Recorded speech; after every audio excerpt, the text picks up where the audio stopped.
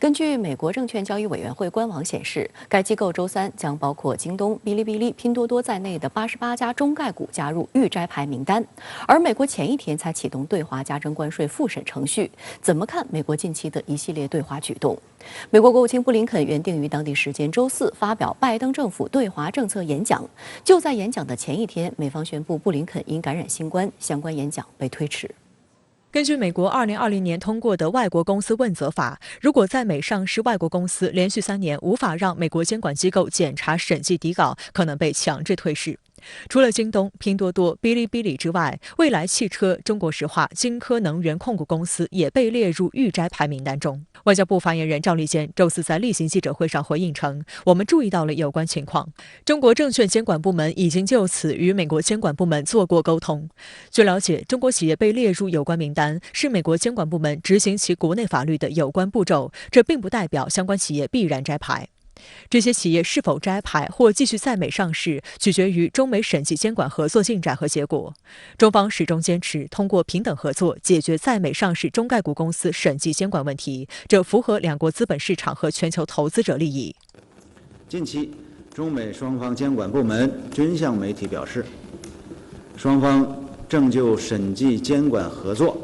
保持密切沟通，着力推进此项合作。我们乐于看到中美监管机构达成满足双方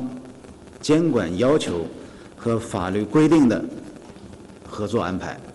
就在美方针对中企增加预摘牌名单的前一天，美国贸易代表办公室发表声明宣布，2018年根据所谓301调查结果，对中国输美商品加征关税的2项行动将于2到3个月后结束，即日起将启动对相关行动的法定复审程序。外交部发言人赵立坚周四对此表示，中美经贸合作的本质是互利共赢，贸易战、关税战没有赢家。美方单方面加征关税，不利于中国，不利于美国，也不利于世界。美国正面临着40年来最严重的通货膨胀。周三，美联储通过会议决定将美国联邦基金利率增加0.5%，以降低美国高企的通胀率。这也是美联储22年来首次一次升息0.5%。在严重的通胀压力下，美国国内要求取消对中国商品加征关税的呼声不断。华尔街日报引述知情人士的话透露，拜登对有关问题一直犹豫不决，但最近重新进行了审视，因为白宫希望降低40年来最高的通胀率。美国彼得森国际经济研究所的一项研究表明，对中国进口商品加征的关税使美国年度通胀率上升0.26个百分点。另一项研究表明，如取消这些关税，可以使美国的通胀水平下降1.3个百分点。拜登呢，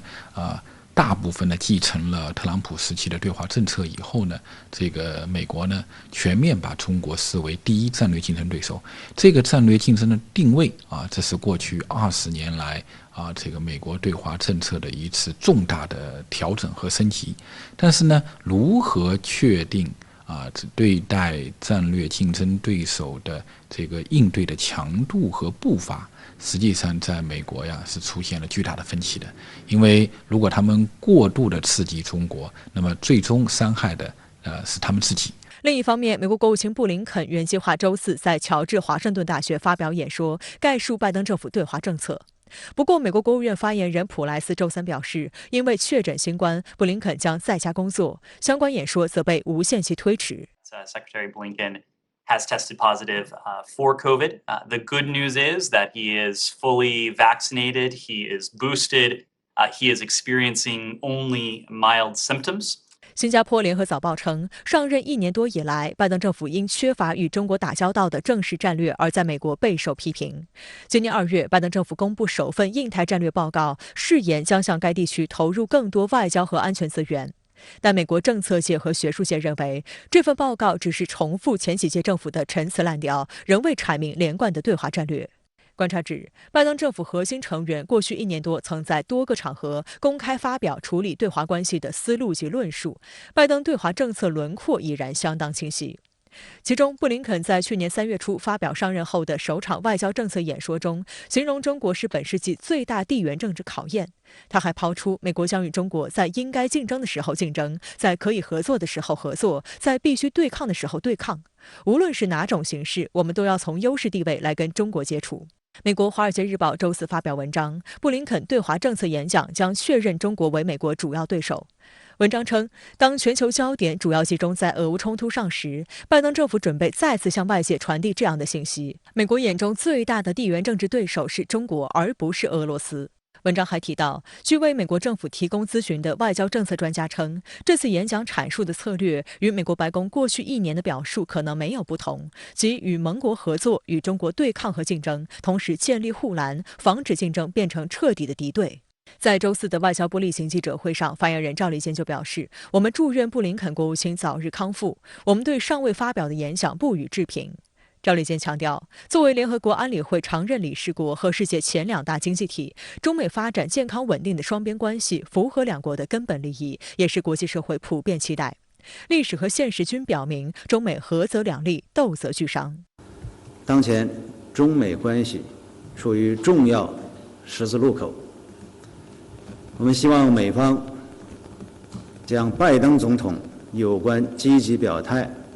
落到实处，摒弃陈旧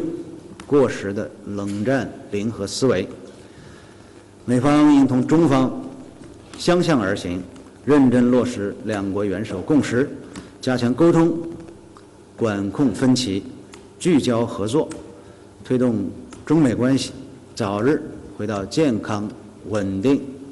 发展的正轨。外界注意到，布林肯发表演说的时间点也值得解读。拜登本月中下旬外交工作重心将转移至亚太，12号至13号将在华盛顿与东盟10国领袖举行特别峰会，之后出访日韩，这是他上任后首次亚洲行。拜登届时还将在东京出席美日澳印4方安全对话会议。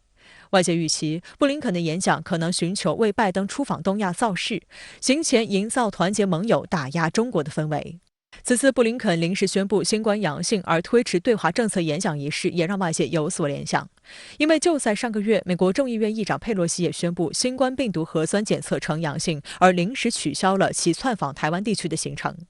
当时岛内议论纷纷，台湾资深媒体人唐湘龙就称佩洛西是战略阳性，因为北京方面的反应比美国预期强烈的太多，所以佩洛西以新冠阳性做借口取消了访问行程。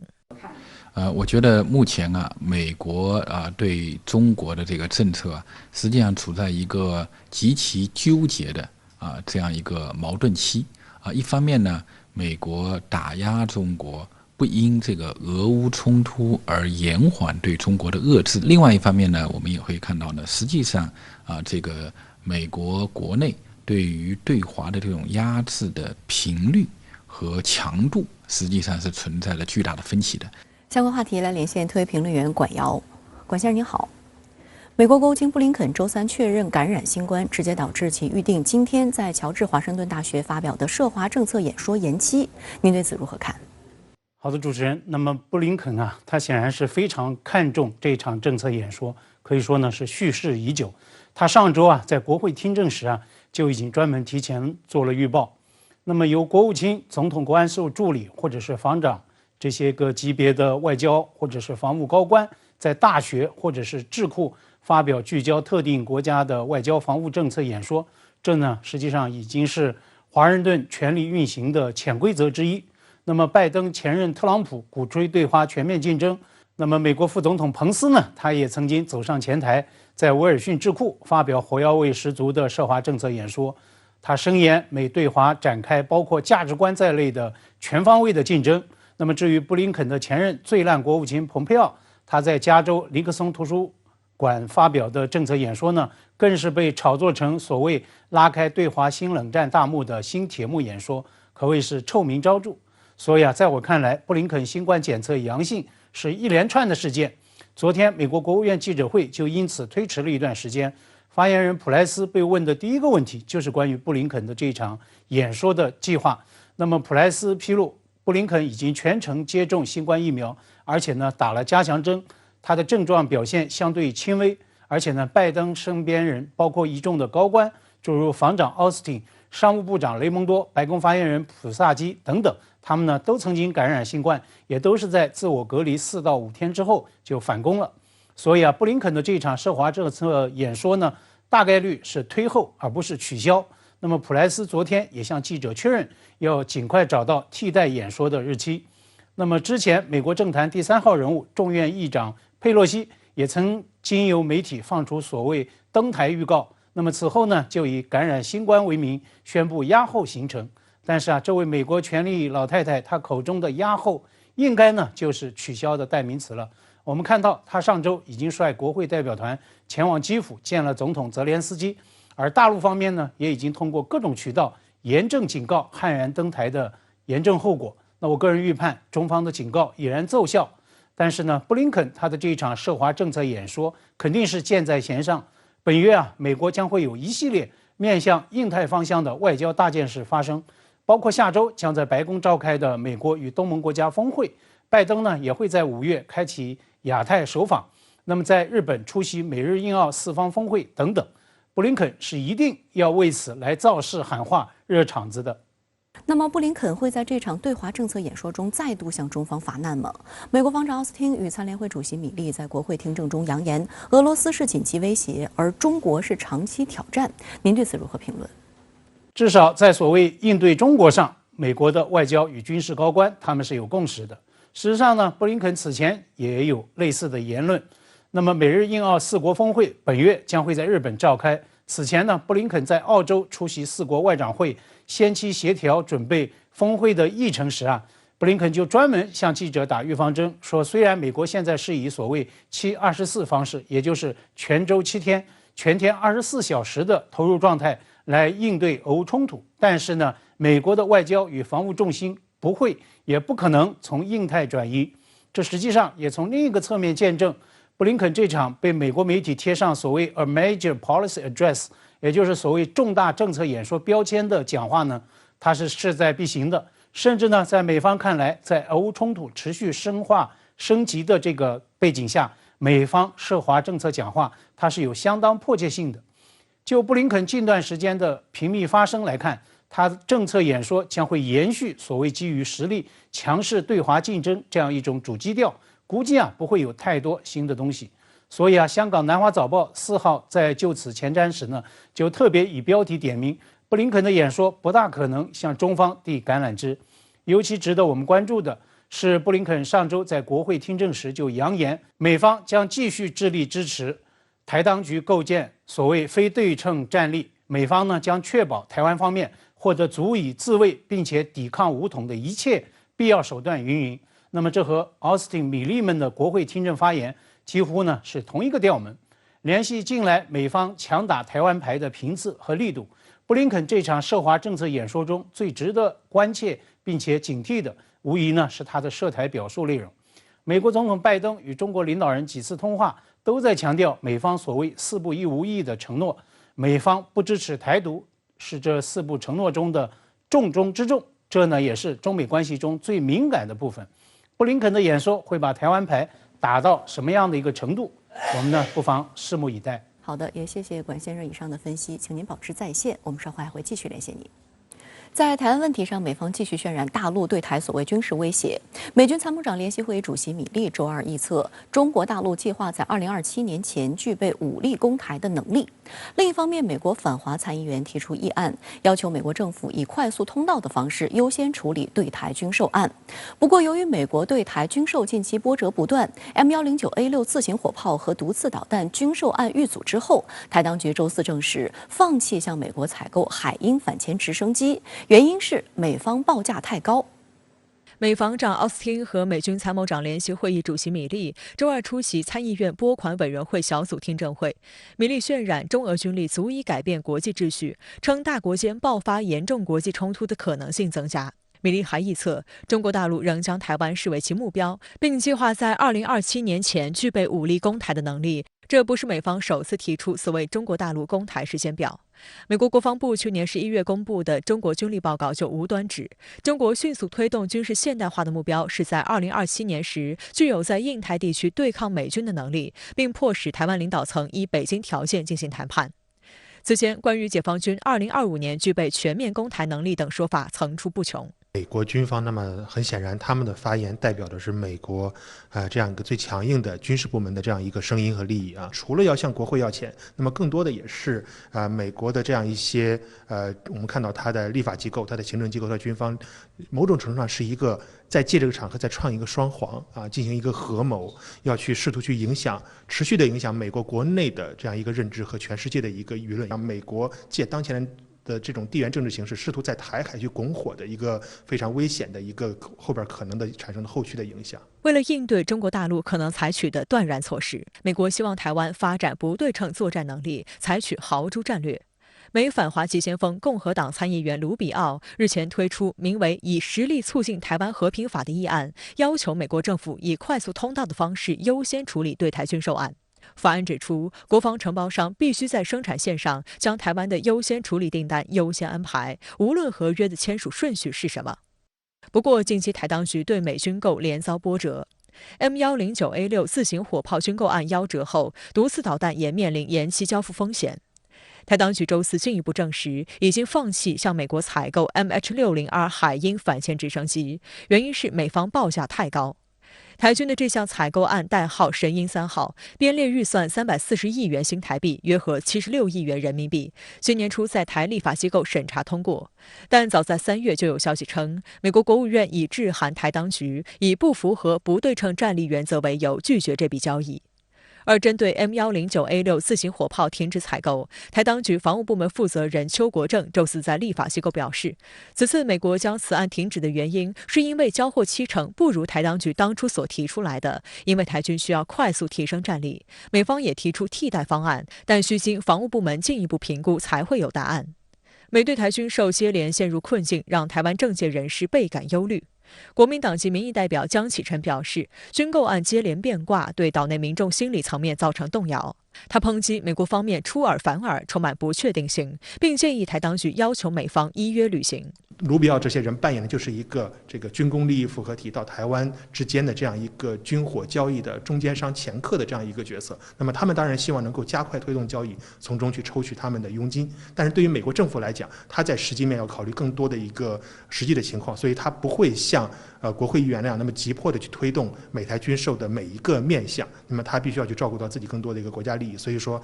在具体的实践层面，我们看到美国的立法跟行政，它是实际上是有一些比较明显的分歧的。种种迹象表明，某些美国政客和民进党当局正在唱中国大陆威胁论双簧，加码升级火中取栗的危险行径。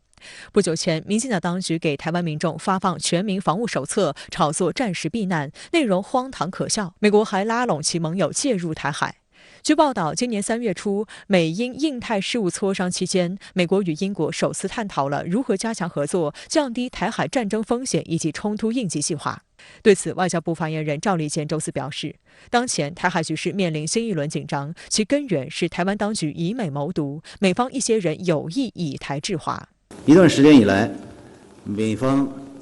加大打台湾牌，伙同个别国家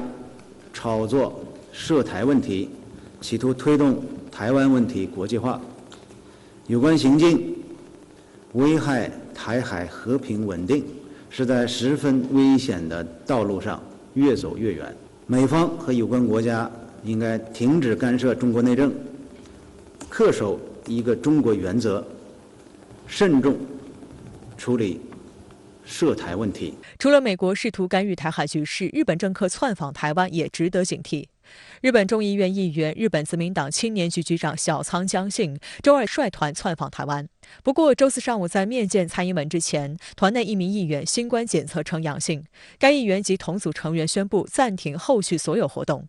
台当局此前将日方访问团分为了2组，另一组成员由于被认为并未与确诊者产生密接，因此仍然按原计划与蔡英文会面交谈。日本自民党青年局访团周二抵台后，曾参与台外事主管部门负责人吴钊燮晚宴，会晤台当局行政机构负责人苏贞昌、立法机构负责人游锡堃等，还前往五指山墓园悼念李登辉。日方就希望通过这样的这种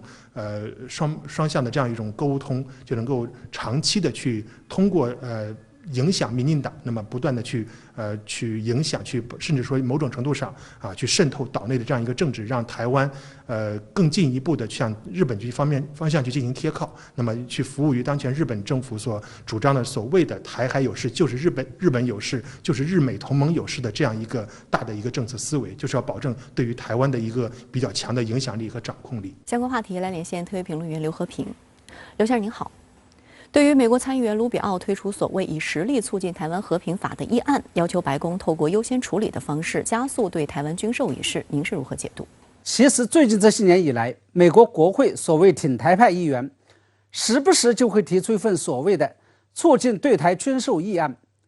这些议案的共同特点，就是要在现有的所谓美台关系法以及中美框架下，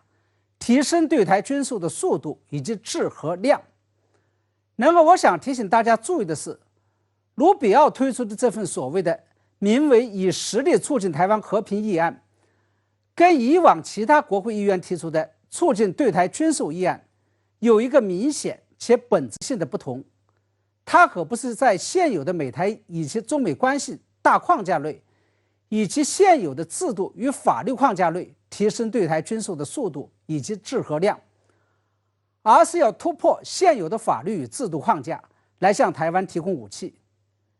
因为卢比奥提出的这个法案包含了一个非常具有颠覆性的条款，那就是要修改与台湾关系法当中有关限制美方仅可贩售台湾防御性武器的内容，并且以提供有助于强化台湾遏制两岸冲突的武器等等新文字来取代。也就是说，卢比奥提出的这个法案是要从法律和制度上来为售台进攻性武器彻底开绿灯。大家知道，美国对台军售逐年减少，即使完全终止，是中美建交3个联合公报中的重要内容。因此假如美方真的按照卢比奥的提案来立一个新法，那实际上就是对与台湾关系法与中美建交3个联合公报的本质性与功能颠覆。因此茲事体大，中国大陆必须尽快向美方提出交涉，以阻止这份颠覆现有中美关系与所谓美台关系的法律获得通过。除此之外，这份议案中还有一些其他方面的内容，包括美台武装力量要加强协调与建立一套全面联合训练计划，来提升台湾的防卫能力等等，也会对现有建基于一个中国原则之上的美台两军关系带来颠覆性的冲击。那在您看来，假如美国参议员卢比奥推出所谓以实力促进台湾和平法的议案最终获得通过，又会对接下来的台海局势带来怎样的冲击呢？其实所谓以实力促进台湾和平，本质上就是以政治政，军事或者是军备决定大局的翻版。我曾经说过，在俄乌冲突发生之后，尤其是在乌克兰军队利用美国与北约援助的不对称性武器，成功的拖延住了俄罗斯军队的进攻之后，美国军政界的自信心一度空前高涨，甚至是产生了非常盲目的武器决定论，也就是过往大家都认为是政治决定军事，军事只是政治的延伸，而俄乌冲突则让美国军政界产生了武器决定战争胜负，甚至是决定政治与决定大势走向的这么一个观点。这个观点被套用在台海局势上，就变成了所谓的以实力促进台湾和平，也就是要通过不断加大对台军售力度，就能够让台湾实现自保，甚至是打赢未来的台海战争。而且不仅仅是美国参议员卢比奥，最近一段时间以来，先是美国联邦参议员霍利提出过一份台湾武器出口法案，以加快向台湾运交关键武器的程序。接下来包括美国国务卿布林肯在内的白宫一众军政要员也纷纷扬言，要向台湾提供足够多的不对称性武器，以让台湾能够打赢未来的台海战争。这些都是因为受到了俄乌冲突的启示而产生的言行。尤其是接下来美国国会的中期选举即将到来，为了让自己所在的阵营赢得选战，以参众两院议员为首的美国政客们正在台湾问题上不断飙车，在对台军售问题上不断晒阴。那么在台湾问题上，以所谓的实力或者通过加大对台军售力度，真的就能够促进台湾和平吗？我个人认为，这种做法只是在缘木求鱼，是在请鬼扎药单，效果将会适得其反，甚至可以说是在找死。美国加大对台军售力度，尤其是向台湾提供进攻性武器，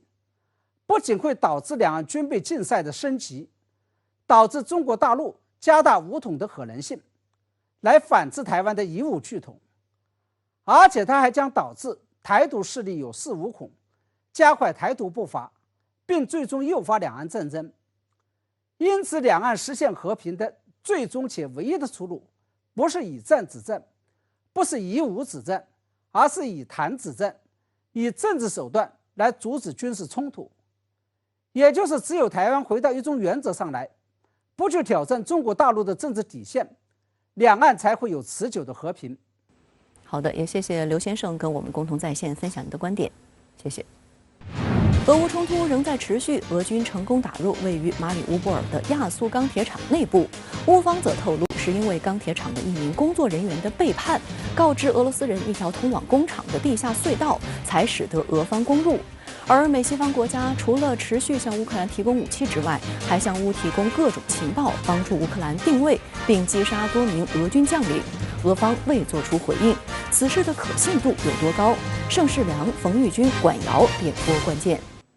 继续关注俄乌局势。近期，俄罗斯正在积极筹备5·9胜利日红场阅兵。不过，有西方媒体持续炒作称，俄罗斯总统普京可能在阅兵日对乌克兰正式宣战。对此，俄总统新闻秘书佩斯科夫周三驳斥称，这些说法是胡说八道。而战况焦灼的亚速钢铁厂连续2天发生了激烈战斗，俄军动用多种武器进行打击，并攻入钢铁厂。乌克兰内政部长称，亚速钢铁厂的一名工作人员背叛了乌克兰，并告知俄罗斯人一条通往工厂的地下隧道。周三上午，俄罗斯首都莫斯科举行胜利日阅兵空中方阵彩排，包括战略轰炸机图160、第5代战斗机苏57在内的多型军机共77架参加，象征卫国战争胜利77周年。下午，俄军机械化地面装备也加入彩排，俄军履带式、轮式和防空系统等机械化地面军事武器装备悉数登场，其中配备有自动制导和火控系统的122毫米口径旋风 G 多管火箭炮系统也将首次亮相红场。俄罗斯国防部长绍伊古称，今年的5月9号胜利日红场阅兵将动用1.1万人、131件装备和77架飞机。俄罗斯全国28个城市当天将同步举行阅兵，预计将动用近6.5万人、约2400件装备和超460架飞机。俄方积极筹备5月9号卫国战争胜利日阅兵之际，美国有线电视新闻网周二却报道称，美西方官员认为，俄总统普京可能在阅兵日当天对乌克兰正式宣战。俄总统新闻秘书佩斯科夫周三对此予以驳斥，称这些说法是胡说八道。对俄罗斯来说，这么一个军事大国来说，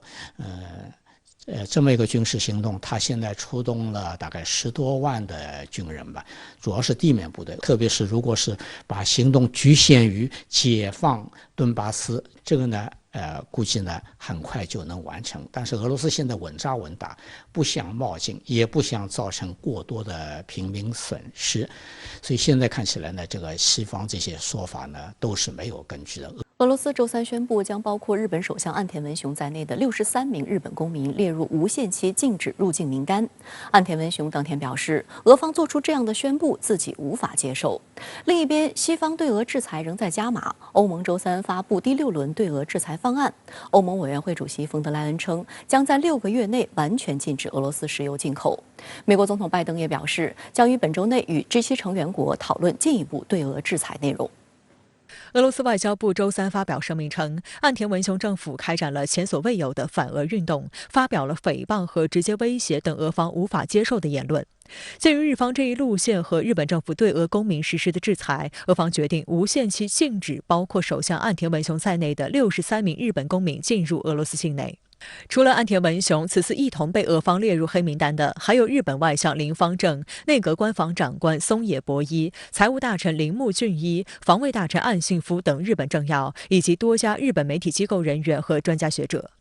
同一天，日本首相岸田文雄发表公开讲话，措辞严厉地表示，他不能接受俄羅斯禁止63名日本公民实施无限期禁止入境的制裁措施。ロシア側が今般このような発表を行ったこと、断じて受け入れることはできません。毫无疑问，现在的俄日之间的外交关系也进入了一个恶性的循环，双方的相互指责、相互的制裁都在不断的升级。那么，在俄罗斯出台了这一轮的对日制裁之后，毫无疑问，日本会与他的盟友协调立场，那么同时呢，加强对俄罗斯的这种围堵。上周三，俄外交部还召见日本驻莫斯科大使馆代表，并根据对等原则，要求8名日本外交人员在5月10号前出境俄罗斯。俄方当时还表示，事态发展至此，皆因日本政府选择放弃与俄罗斯的友好建设性关系，全部责任均在日本政府。分析指出，俄罗斯此次之所以陡然翻脸，原因主要还是在于日本自特朗普时期起大幅调整外交政策，紧跟美国脚步。如今面对俄乌冲突，又充当美国马前卒，对俄全力围剿，触及了俄方底线。俄罗斯拿日本开刀，对日本施加相应的这个制裁，禁止一些重要的政要入境。其实也是在发泄心中的怨气和不满。值得注意的是，也在此次俄方禁止入境名单的日本防卫大臣岸信夫，于周二起展开对美国的4天访问。作为此次访美的重要议程，岸信夫与美防长奥斯汀周三在五角大楼举行会议。据报道，两国均同意调整安全战略并加强合作，以防止任何以武力改变印太地区现状的企图。岸信夫在会谈开始时表示，俄罗斯攻击乌克兰是对国际秩序的严重挑战，这种单方面以武力改变现状的行为是印太地区的担忧。